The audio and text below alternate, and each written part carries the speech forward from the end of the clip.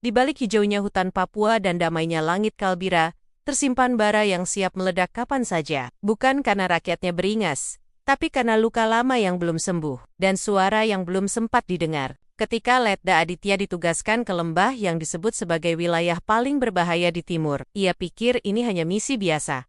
Tapi Kalbira bukan tempat biasa. Di sanalah ia akan menemukan sesuatu yang lebih dari sekadar musuh. 3 pimpinan pemberontak telah tumbang dalam operasi kilat. Semua mengira misi telah selesai, tapi siapa sangka, justru dari keberhasilan itu, konflik yang lebih rumit mulai membara. Ini bukan hanya kisah tentang senjata dan strategi. Ini adalah kisah tentang pilihan, membalas dengan kekuatan atau menyembuhkan dengan keberanian. Dan di tengah semua itu, satu hal tak pernah berubah, langit Kalbira yang selalu menunggu damai.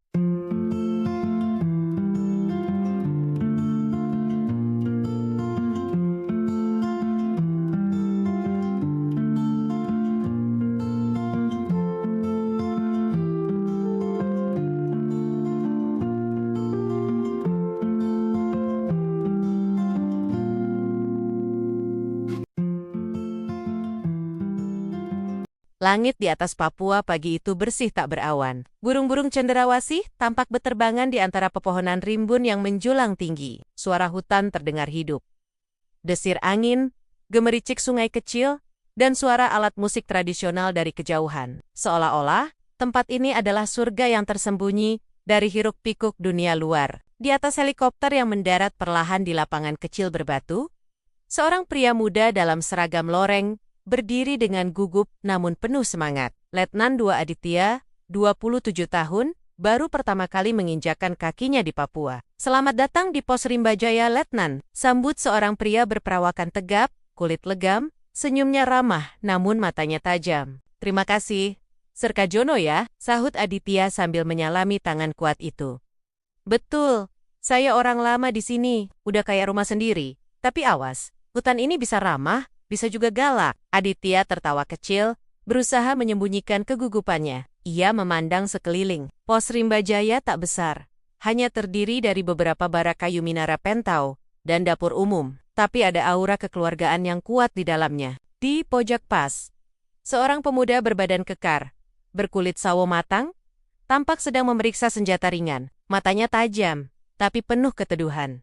Serkajono memberi isyarat. Itu Prada Mikael, anak asli Papua. Bapaknya dulu guru di desa sebelah. Dia jago soal medan, hafal jalan tikus sampai akar pohon mana yang bisa dijadikan obat.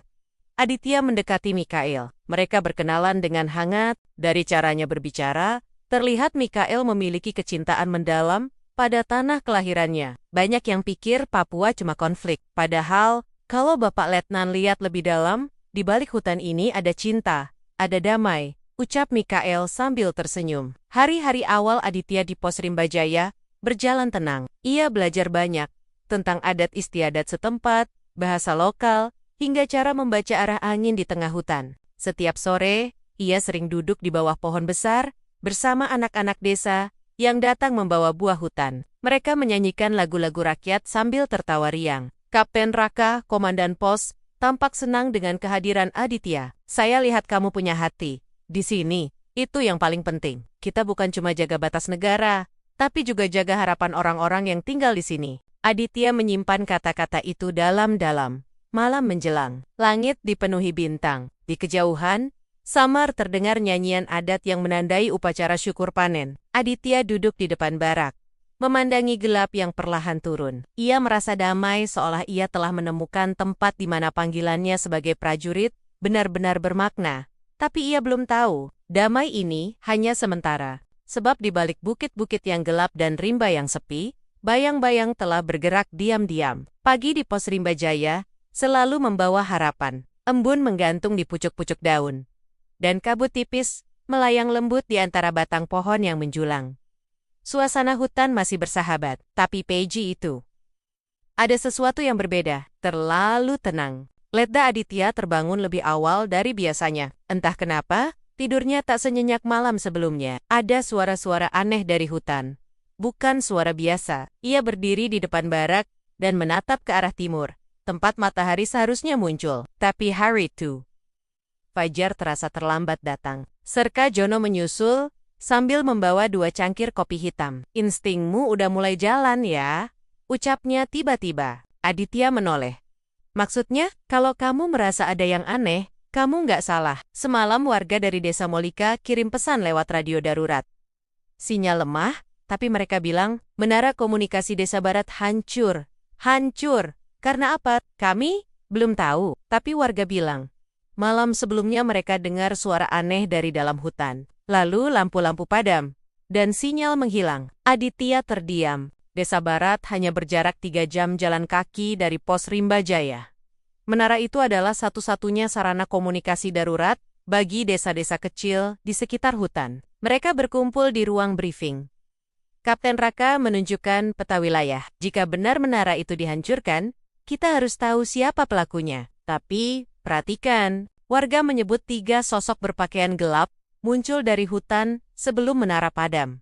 Mereka menyebutnya 3 bayangan hitam. Aditya merasa tengkuknya dingin. Legenda itu cuma cerita rakyat, atau begitulah selama ini kami pikir, lanjut Kapten Raka. Tapi laporan serupa muncul 2 minggu lalu dari pos lain di timur. 3 sosok misterius selalu muncul di malam hari, lalu lenyap ke dalam kabut. Tim kecil pun dibentuk. Aditya bersama Serkajono, Prada Mikael, dan 2 prajurit lainnya ditugaskan untuk menyelidiki kondisi Desa Barat. Perjalanan dimulai keesokan harinya. Mereka menembus lebatnya hutan. Langkah demi langkah, di antara akar pohon, dan jalur setapak yang nyaris menghilang. Di tengah perjalanan, mereka bertemu seorang gadis kecil yang duduk sendirian di pinggir sungai. Wajahnya penuh ketakutan. Matanya sembab. Mikael menghampiri. Namamu siapa, adik kecil? Naomi, jawabnya pelan. Aku lari dari desa. Om-om bertopeng datang malam-malam. Mereka suruh semua orang masuk rumah. Lalu suara keras sekali. Dan semua gelap. Anak kecil itu gemetar. Aditya segera memberi Naomi jaketnya. Dan membiarkan dia duduk di atas ransel yang kering. Dari kata-kata Naomi, jelas bahwa sesuatu yang mengancam memang telah datang. Bukan hanya kerusakan fisik, tapi juga ketakutan yang mulai menyebar diam-diam ke hati warga. Sesampainya di Desa Barat, suasana benar-benar berubah. Rumah-rumah tampak sepi, jendela tertutup rapat. Di Tengga Daiza, menara komunikasi roboh, bukan seperti kena badai, lebih seperti dijatuhkan dengan sengaja. Aditya memeriksa sisa-sisa logam yang hangus. Ada bekas tangan sidik jari samar yang tertinggal di penyangga besi. Tapi yang paling mengejutkan adalah pesan tertulis di papan kayu dekat menara. Tinggalkan tanah ini, atau kalian akan hilang dalam kabut selamanya. Mikael membaca tulisan itu pelan, dan matanya mulai berkaca-kaca. Aku tahu siapa yang menulis ini. Ini gaya tulisan Om Silas. Dia dulu guru sastra, tapi dia sudah lama menghilang.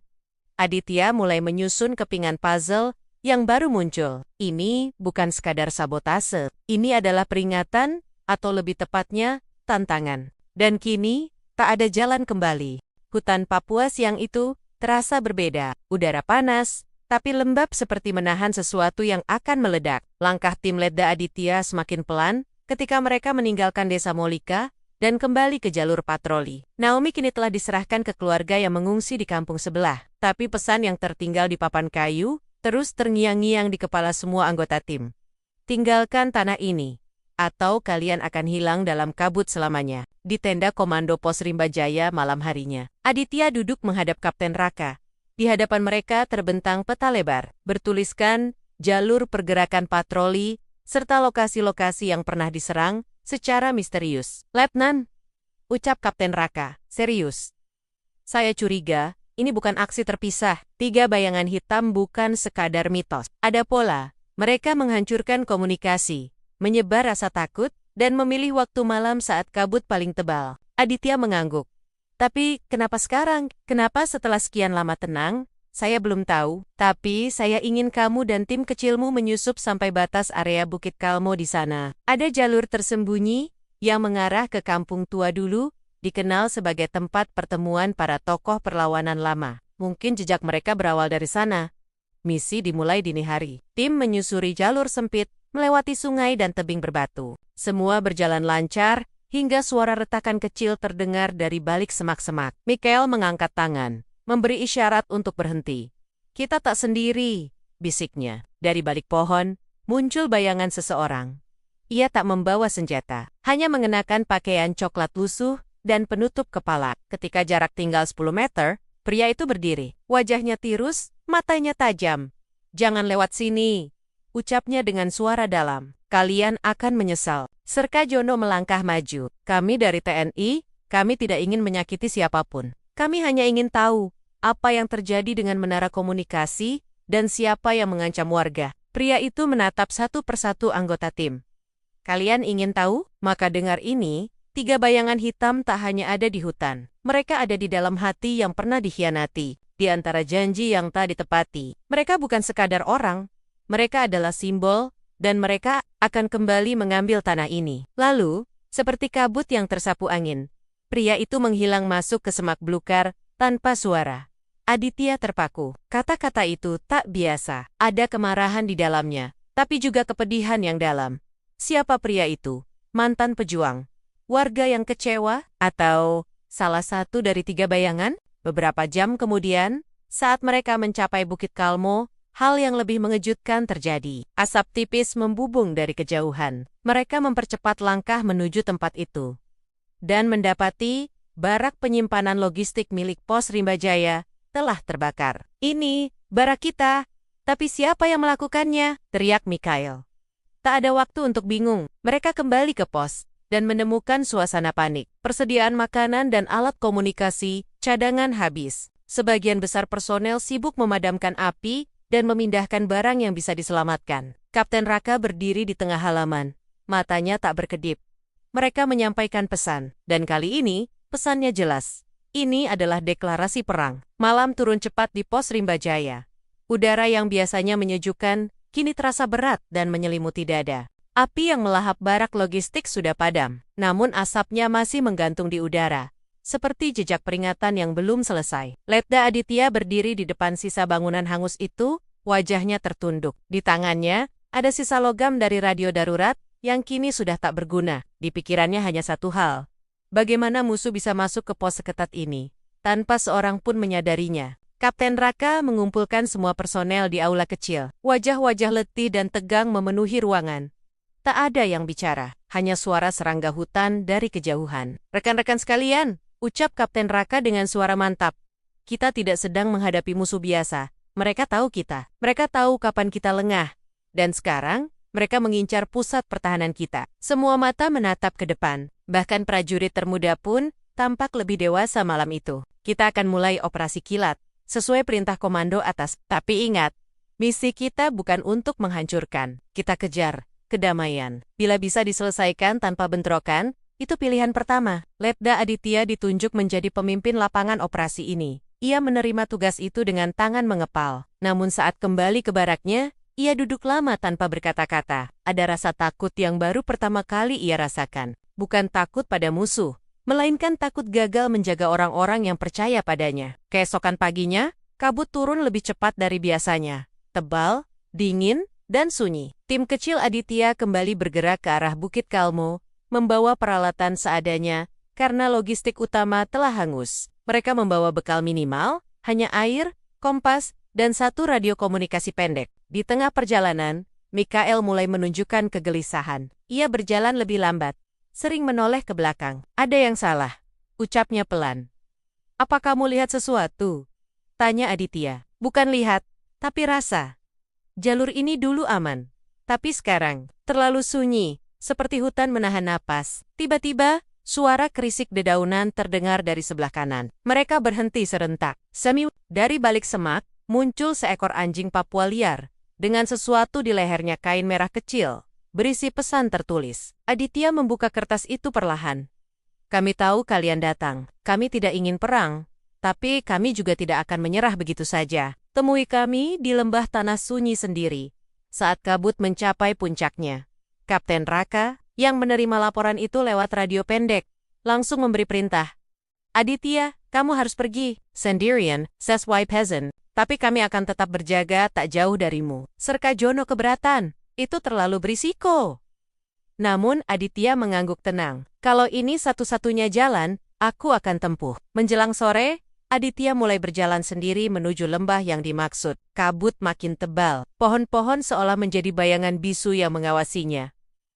Langkahnya pelan, tapi mantap. Di tengah lembah, ia menemukan sebuah pondok kayu tua dan 3 kursi bambu kosong di depannya. Lalu perlahan, dari kabut yang kian pekat, 3 sosok muncul. Ketiganya memakai penutup wajah dan pakaian hitam. Mereka tidak bersenjata, tapi postur mereka menunjukkan wibawa. Masing-masing berdiri dengan tenang.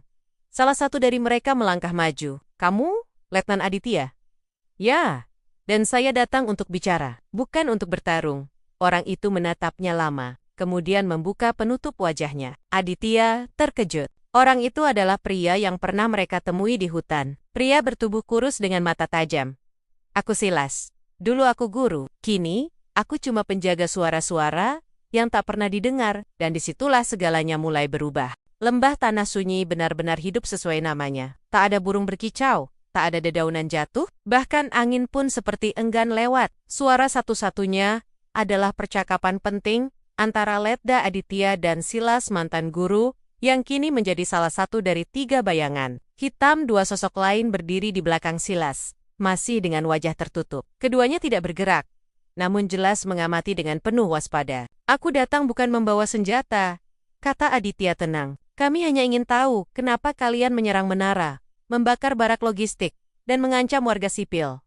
Silas menghela napas. "Karena suara kami tak pernah lagi didengar. Karena janji yang pernah dibuat pada rakyat kami hilang begitu saja. Karena kami lelah menunggu keadilan yang datang hanya dalam kata, tapi tak pernah dalam wujud nyata." Aditya tak langsung membalas. Ia tahu debat panjang hanya akan memperkeruh. "Lalu, apa sebenarnya yang kalian inginkan?" Silas menatap dalam. "Kami ingin tanah kami dihormati. Kami ingin duduk di meja yang sama. Bukan sebagai ancaman, tapi sebagai bagian dari negeri ini. Tapi untuk itu, kami harus diingat kembali. Itulah mengapa kami menciptakan ketakutan, agar orang kembali melihat kami."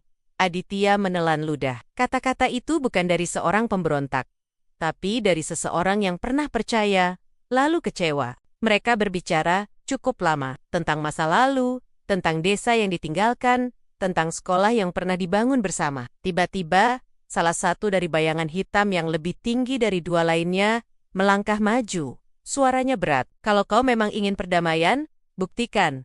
Jangan pulang dengan tangan kosong, tapi jangan juga kirim pasukan ke sini. Datang lagi, sendiri. Besok, kami akan beritahu sesuatu yang belum pernah kalian dengar." Aditya menunduk hormat. "Saya akan datang."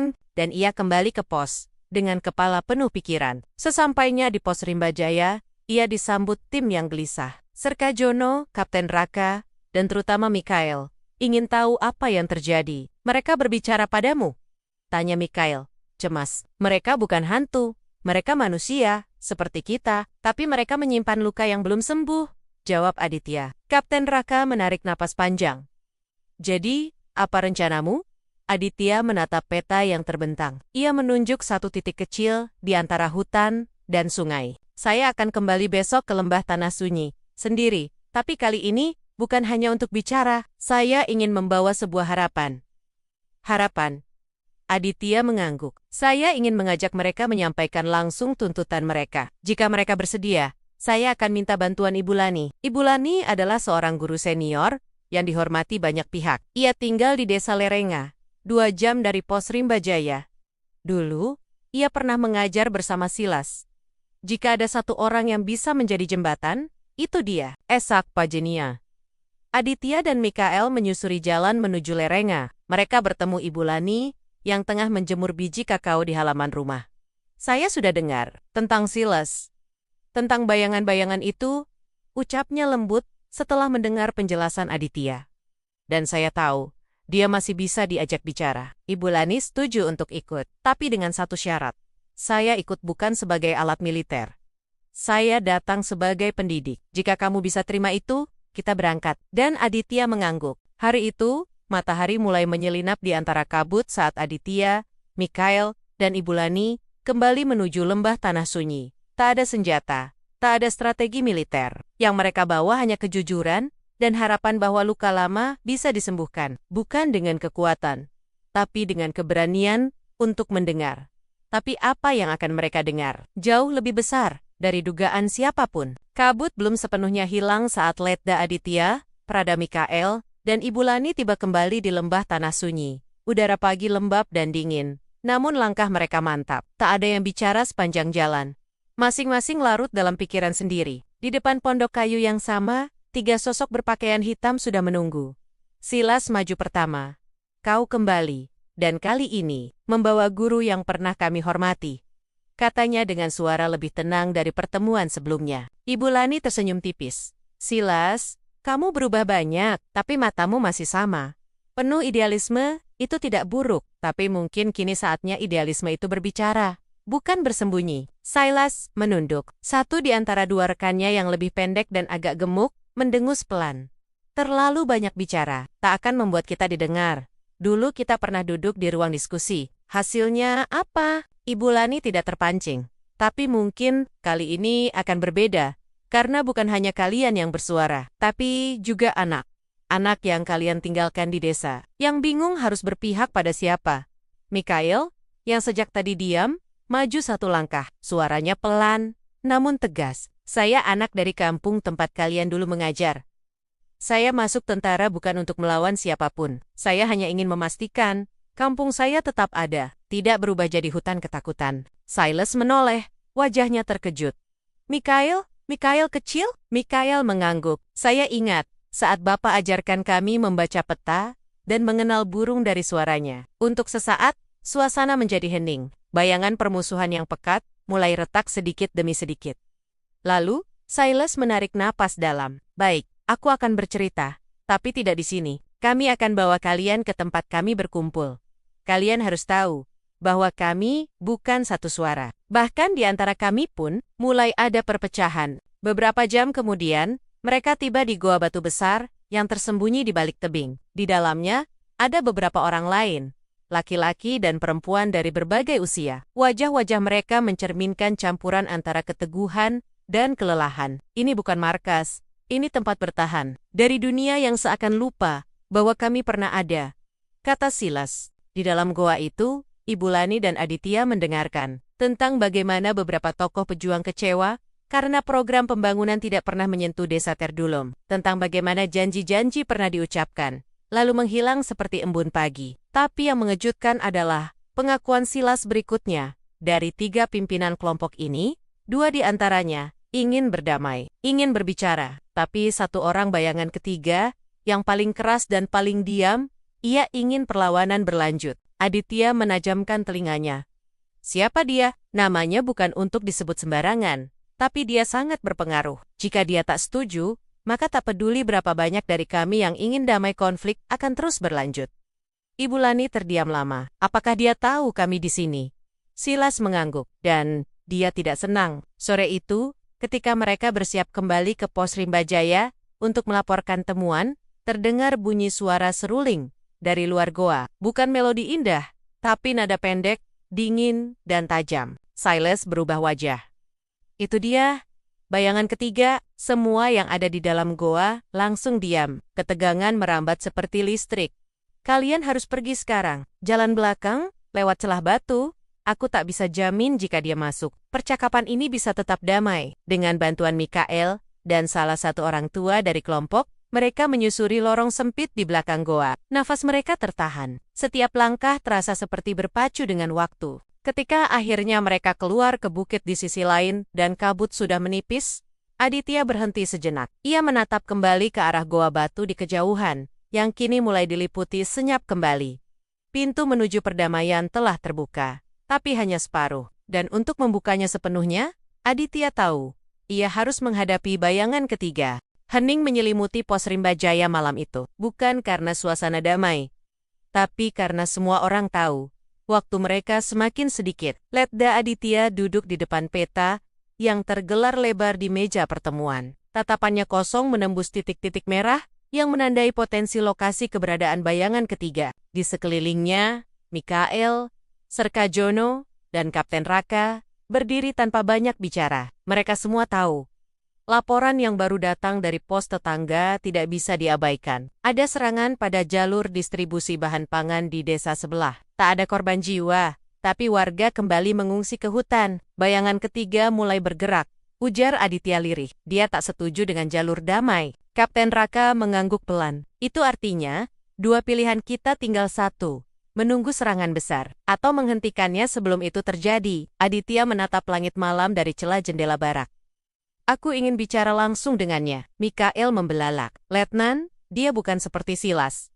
Dia tidak akan duduk dan mendengarkan. Dia melihat niat baik sebagai kelemahan. Tapi, jika kita tidak bicara, semua ini akan kembali ke titik awal. Dan semua pengorbanan Silas serta orang-orang di lembah tanah sunyi akan sia-sia. Keesokan paginya, sebuah pesan tiba melalui seorang anak penggembala. Sehelai daun lontar dengan simbol ukiran tajam di atasnya tanda tantangan. Pesan itu hanya menyebut satu tempat, Jurang Kalbira, tempat keramat yang konon menjadi lokasi pertemuan terakhir para pejuang lama. Dan satu baris kalimat pendek, datang sendiri. Jika tidak, akhiri permainan ini sekarang. Aditya tahu, ini bukan sekadar undangan, ini adalah ujian akhir. Kapten Raka sempat menolak, terlalu berisiko. Kami bisa siapkan pasukan, tapi justru itu yang dia harapkan. Jawab Aditya, kalau aku datang dengan pasukan, semua yang telah dibangun akan hancur. Aditya mengambil keputusan. Ia akan pergi sendiri. Sore itu, ia berjalan seorang diri, menuju Jurang Kalbira. Kabut menggantung rendah. Angin berdesir pelan, membawa aroma tanah lembab dan dedaunan basah. Di atas tebing curam yang menghadap ke lembah luas, berdiri seorang pria bertubuh tinggi dan tegap. Wajahnya tertutup topeng kayu ukiran tua. Ia mengenakan ikat kepala merah dan jubah hitam yang berkibar pelan tertiup angin. Di tangannya tergenggam tongkat panjang bertuliskan simbol adat. Bayangan ketiga. Aku tahu kamu akan datang, katanya tanpa menoleh.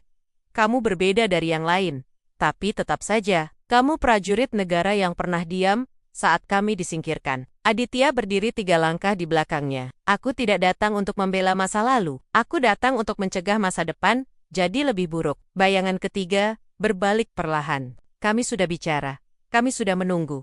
Apa hasilnya? 1-2 proyek sekolah? Jalan tanah yang rusak, tapi tanah kami tetap dijual. Hutan kami tetap dilukai. Anak-anak kami tetap memilih bertahan di hutan daripada bersekolah. Karena itu kamu pilih kekerasan? Tanya Aditya, karena suara kami tidak pernah cukup keras didengar dengan damai. Angin bertiup kencang, daun-daun beterbangan. Seolah alam pun enggan mencampuri percakapan mereka. Aditya menatap tajam.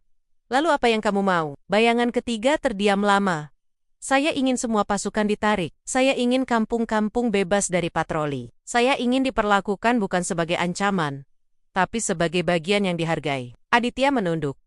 Aku tidak bisa janjikan semua itu, tapi aku bisa perjuangkan. Bayangan ketiga mendekat 1 langkah. Kalau tidak bisa sekarang, tak ada lagi waktu. Aditya berdiri diam, jantungnya berdetak cepat. Ini adalah langkah di ujung jurang. Satu kata yang salah bisa menghancurkan semuanya. Langit di Jurang Kalbira berubah kelabu. Kabut turun makin tebal. Di tengah bentangan alam yang bisu, Letda Aditya berdiri menghadapi bayangan ketiga pemimpin terakhir OPM garis keras yang belum mau membuka jalan damai. Tidak ada yang akan benar-benar mendengarkan kami, bukan? Ujar bayangan ketiga sambil menatap lembah di bawah. Aditya menahan napas. Suasana begitu tegang. Ia sadar, semua jalan perundingan, semua upaya damai, semua perjalanan panjang ini akan ditentukan oleh percakapan yang hanya berlangsung beberapa menit. Bayangan ketiga mengangkat tongkatnya. Di balik semak-semak, suara ranting patah terdengar. Sekejap kemudian, 5 pria muncul dari balik pepohonan. Mereka membawa senjata tradisional dan beberapa peralatan komunikasi militer yang telah dirampas sebelumnya. Aditya tetap tenang. Ia tahu, dia tak punya perlindungan, tak punya cadangan, tak punya senjata. Hanya kepercayaan pada satu hal, bahwa pilihan damai masih mungkin. Aku datang bukan sebagai tentara, aku datang sebagai manusia yang mencintai tanah ini, kata Aditya lirih. Aku tahu rasa sakitmu, tapi membalas dengan ketakutan bukanlah kemenangan. Bayangan ketiga melangkah maju. Dan kalau kata-katamu ini tak cukup, kalau kami memutuskan bahwa hari ini adalah akhir dari semua perundingan, bahwa kamu simbol dari semua janji yang gagal, harus dihentikan sekarang. Angin makin kencang, kabut makin pekat. Aditya menutup matanya sejenak. Ia lalu membuka helm kecil yang melekat di pundaknya, mengaktifkan fitur komunikasi, dan mengucapkan satu kalimat alfa, Saya tarik semua tim mundur. Jangan mendekat.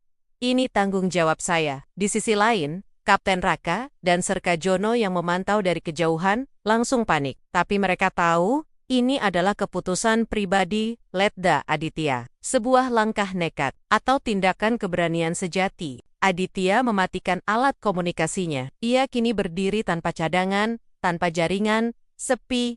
Lalu, sebuah suara kecil terdengar dari kejauhan. Anak kecil tertawa, lalu teriakan riuh. Suara dari lembah tanah sunyi. Ternyata, warga desa sedang berkumpul di bawah untuk memulai sekolah darurat yang baru dibangun bersama tim TNI dan warga lokal. Anak-anak berlarian membawa buku, papan tulis, dan tas hasil kerajinan tangan. Bayangan ketiga terdiam. Sorot matanya berubah. Ia memandangi dari kejauhan, mengenali satu wajah. Anak dari almarhum Silas, yang kini mengenakan seragam sekolah kecil dan memegang bendera merah putih dan bintang kejora berdampingan. Saya tahu Silas, kata Aditya pelan. Ia bukan pengkhianat, ia bukan juga pemberontak. Ia hanya ingin anaknya bisa hidup tanpa harus memilih antara dua bendera. Bayangan ketiga menggenggam tongkatnya lebih erat, napasnya berat. Emosinya tak terbaca. Kemudian, ia menjatuhkan tongkatnya perlahan. Kalau kamu berbohong, tempat ini akan jadi saksi kehancuran besar. Aditya mengangguk. Dan kalau aku benar, kita mulai lembaran baru. Dalam kabut sore itu, dua sosok berjabat tangan di atas jurang tanda dari pilihan terakhir yang akhirnya diambil. Kabut pagi di lembah Kalbira perlahan terangkat. Mentari menyusup malu-malu di balik bukit, menyinari satu bangunan sederhana, beratap daun sagu sekolah darurat pertama, yang berdiri di tanah yang dulu penuh ketegangan. Letda Aditya menatap dari jauh. Di halaman sekolah itu, anak-anak bermain, tertawa, dan menyanyikan lagu daerah dalam dua bahasa. Tak jauh dari sana, Serka Jono sedang membantu seorang warga membangun jembatan bambu yang menghubungkan dua dusun terisolasi. Namun, bukan pembangunan fisik yang menjadi sorotan hari itu. Hari itu, sebuah pertemuan bersejarah akan digelar. Tiga kelompok yang dulunya saling mencurigai TNI, warga desa, dan faksi terakhir OPM, bertemu di Balai Rakyat Kalbira, bukan untuk berunding soal senjata, tapi untuk membicarakan masa depan anak-anak mereka. Bayangan ketiga hadir, duduk berdampingan dengan kepala desa dan perwakilan TNI. Saya tidak sepenuhnya percaya, tapi saya lihat anak-anak di sini tertawa. Itu sudah cukup jadi alasan untuk duduk bersama, ucapnya datar. Letda Aditya lalu berdiri dan membuka dokumen. Rencana pendidikan terpadu, kerjasama pertanian warga, dan program pertukaran budaya antar kampung. Suasana hening, tak ada tepuk tangan, tapi tak ada juga bantahan. Momen kecil muncul dari sudut ruangan seorang anak perempuan berdiri, membawa lukisan. Ini gambar sekolah kami, ucapnya polos. Bapak tentara bantu bangun? Om Markus kasih kayu. Paman dari gunung yang dulunya takut turun, sekarang bantu ngajarin kami tanam jagung. Tiba-tiba, ruangan terasa hangat. Tidak karena matahari, tapi karena kesadaran kolektif bahwa perubahan memang bisa dimulai asal ada keberanian memaafkan dan merelakan luka lama. Di akhir pertemuan, bayangan ketiga mengeluarkan sebuah kalung yang ia warisi dari ayahnya. Ia menyerahkannya kepada Letda Aditya. Dulu ini simbol perjuangan kami. Sekarang, biar jadi simbol penjaga perdamaian, katanya lirih. Aditya menerimanya dengan hormat, bukan sebagai tanda kemenangan, tapi tanda tanggung jawab yang lebih besar. Hari itu tak ada selebrasi, tak ada pengumuman resmi dari media. Tapi di lembah itu, konflik berpuluh tahun mulai menemukan titik terang di ruang kecil yang dipenuhi harapan. 4 bulan telah berlalu sejak kesepakatan damai Kalbira diumumkan. Tak ada siaran pers, tak ada sorotan media. Namun bagi Letda Aditya dan timnya, justru itulah tanda keberhasilan. Ketenangan, di tengah upaya pembangunan, bukan berarti tantangan lenyap begitu saja. Di Dusun Alisa, muncul ketegangan baru. Sebagian warga lama merasa terpinggirkan karena para mantan anggota OPM kini ikut mengelola lahan pertanian dan proyek desa. Kenapa mereka yang dulu bikin takut, sekarang diberi kepercayaan? Kami yang bertahan justru seperti tak dianggap, ucap seorang warga dengan nada kecewa saat rapat desa. Aditya tahu, perdamaian sejati bukan sekadar menghentikan konflik bersenjata, tetapi membangun keadilan dan kepercayaan baru. Maka ia mengusulkan program kolaborasi komunal, di mana kelompok masyarakat dicampur dan dirotasi untuk saling berbagi ilmu dan pengalaman. Mantan anggota OPM yang ahli berkebun, mulai mengajar warga tentang teknik panen organik, sementara ibu-ibu desa lama mengajarkan kerajinan tangan dan pengelolaan koperasi. Dalam waktu singkat, Konflik kecil itu perlahan mencair. Bahkan, anak-anak yang dulu saling takut, kini bermain sepak bola di lapangan yang mereka bangun bersama. Hari itu, Letda Aditya menerima panggilan dari Jakarta. Komandannya berkata, "Aditya, kamu ditugaskan kembali ke markas. Tugas di Kalbira akan dialihkan ke tim pembangunan sipil. Kamu berhasil, nak." Tapi, Aditya diam. Pandangannya menyapu lembah hijau yang kini mulai bersahabat. Ia melihat anak-anak bermain, petani tersenyum, dan bendera merah putih berkibar damai di tengah kampung bukan karena penjagaan, tapi karena diterima dengan hati. Ia lalu menjawab, pelan namun tegas, "Izin, Komandan, saya mohon tetap di sini. Masih banyak yang perlu dijaga. Perdamaian ini baru mulai belajar berjalan." Komandannya terdiam sejenak lalu menjawab, "Baik, kau tak hanya jadi perwira, tapi pelindung nurani bangsa." Malam harinya, di pos kecil Kalbira, Aditya menulis laporan terakhirnya untuk markas besar.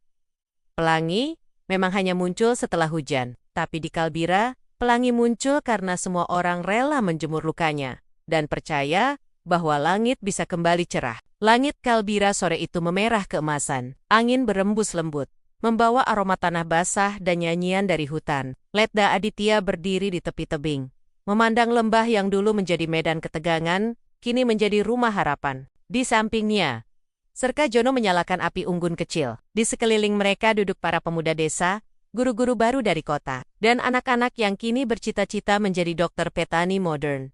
Dan bahkan prajurit perdamaian. Malam itu, bukan api yang menghangatkan suasana, tapi cerita. Mereka bergiliran menceritakan masa lalu, bukan untuk mengungkit luka, tetapi untuk mengingat bahwa setiap luka punya ujung penyembuhan jika dihadapi bersama. "Dulu saya benci semua yang berseragam," ucap bayangan ketiga perlahan. "Tapi malam ini saya duduk di sini, makan singkong bakar bersama tentara. Ternyata, damai itu bukan tak mungkin, asal kita semua rela turun dari ego masing-masing." Anak-anak bertepuk tangan. Letda Aditya hanya tersenyum. Ia tahu, tugasnya bukan sekadar menyelesaikan konflik, tapi membuka jalan agar masa depan tak lagi dibayangi ketakutan. Esoknya, ia menerima surat dari markas besar. Isinya hanya satu kalimat, "Kau boleh menetap. Kalbira telah menjadi ladang yang subur, berkatmu." Hari demi hari berlalu. Sekolah berkembang, kebun rakyat tumbuh, dan setiap tanggal 17, bendera merah putih dikibarkan tanpa paksaan, tapi dengan sukacita. Kalbira bukan lagi titik panas di peta konflik. Ia kini menjadi contoh bahwa damai tidak lahir dari senjata, tapi dari keberanian memanusiakan manusia. Penutup. Pelajaran dari Kalbira. Kisah ini bukan sekadar tentang operasi militer, bukan juga tentang menang dan kalah. Ini adalah kisah manusia yang memilih berdamai, bukan karena takut, tapi karena cinta pada tanah yang mereka pijak.